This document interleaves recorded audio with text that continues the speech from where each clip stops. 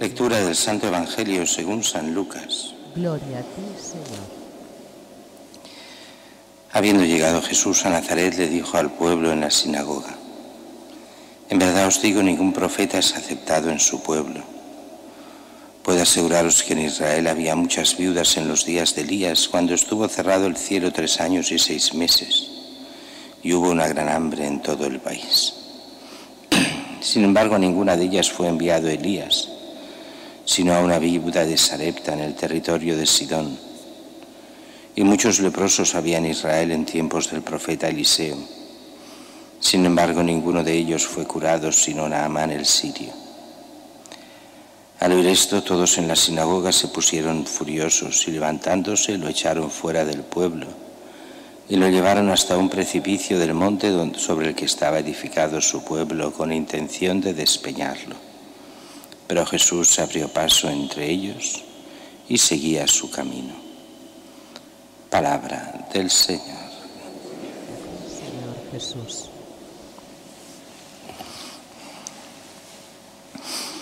En tiempo de Cuaresma, en tiempo de conversión, se nos ponen estas lecturas.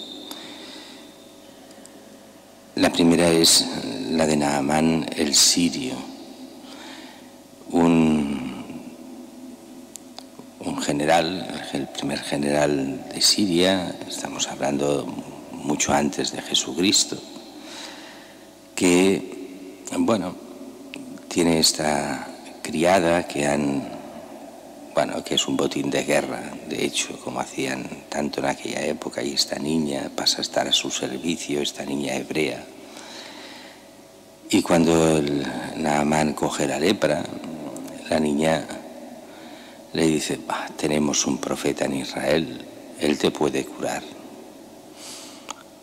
Se lo dice no a él directamente, sino a su mujer. La mujer lo pasa al marido, el marido lo pasa al rey. El rey hace una carta y envía unos dones al rey de Israel. Pero como siempre pasa cuando se hacen estas cosas, pues se cogen mal. Y en vez de enviarlo al profeta, a Eliseo, lo envía directamente al rey. Mira, para que le cures, te doy mucho dinero, 2 talentos de plata. 2 talentos de plata era muchísimo dinero y 6.000 siclos de oro era muchísimo dinero, además de vestidos y otras cosas. Va al rey, y cuando el rey ve la carta y los mensajeros y Naamán, que es el jefe del ejército, piensa: aquí vamos mal, esto es una declaración de guerra, ¿cómo voy yo a curar de la lepra? Y aquí pasa lo que pasa muchas veces. Si os fijáis, todo aquí es los protagonistas más de fondo son la gente sencilla, esta criada, que es la que hace que todo se ponga en marcha. Tenemos un profeta en Israel, es la que anuncia, la que evangeliza sin que se den cuenta los otros. Llega al rey, el rey se enfada, piensa que es una declaración de guerra, y serán los siervos los que le dirán al rey: oye, que tenemos a Eliseo, envíalo a Eliseo. Bueno, vale, sí, pues me saco el problema de encima. Y cuando llega Eliseo, pues con esta mentalidad oriental, pensándose encontrar con un gran personaje, Eliseo, que hará grandes cosas y una especie de pases mágicos, y hará una oración a su Dios, y todo se arreglará en ese momento. Y lo que encuentra es un pobre andrajoso que sale de una cueva y que lo único que le dice es: baja al río, báñate 7 veces aquí al río Jordán. Y Naamán, que solo piensa en la grandeza, en la grandeza oriental, queda desilusionado. Este desgraciado, este que no es nada, ese que va así andrajoso, que no tiene la clase de nuestros profetas, que hacen grandes pases, grandes comedias, aunque después no se van para nada. Este se enfada. Y además, que me bañe en el Jordán, si tenemos en Damasco ríos mejores, pero ¿de qué va? Y vuelven a ser los siervos, los que arreglan todo. Pero oye, te ha pedido una cosa fácil, ¿verdad? Que si te hubiese pedido algo difícil, lo habrías hecho. Pues hazlo, si es fácil, baja y báñate. Fijaros que esto es un poco, toda esta historia sirve al tiempo de hoy. Dios es demasiado sencillo para el pueblo de hoy. ¿Quieres que te perdone los pecados? Conviértete, confiésate o bautízate, hazte a bautizar y entra en la fe. O confiesa tus pecados y te serán perdonados. Comulga y recibirás la gracia después del perdón de los pecados. Dios se nos muestra en cosas muy sencillas. El bautismo, la conversión, la palabra de Dios, la confesión de los pecados, el recibirlo a Él en la Eucaristía. Cosas que están en disposición de que todos puedan llegar de forma muy sencilla. Ah, no, esto no.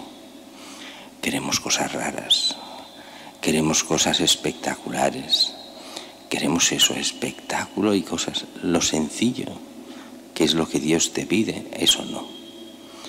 Y solo aquellos que son humildes lo ven y son los que dicen, oye, que te pide cosa muy sencilla, hazla. Y haciéndola resulta que funciona. Es un aviso a todos nosotros, pero es un aviso también a la Iglesia en general y al mundo, y lo vemos en el Evangelio de hoy. Jesús pone como ejemplo a Naamán. Naamán es un extranjero, y este extranjero en medio de estas dificultades se convierte y acaba creyendo en el Dios de verdad. Sí, por medio de un milagro, todo lo que queráis, pero el milagro se le hace a él y no se hace a la gente de Israel, porque los de Israel son los que menos creen.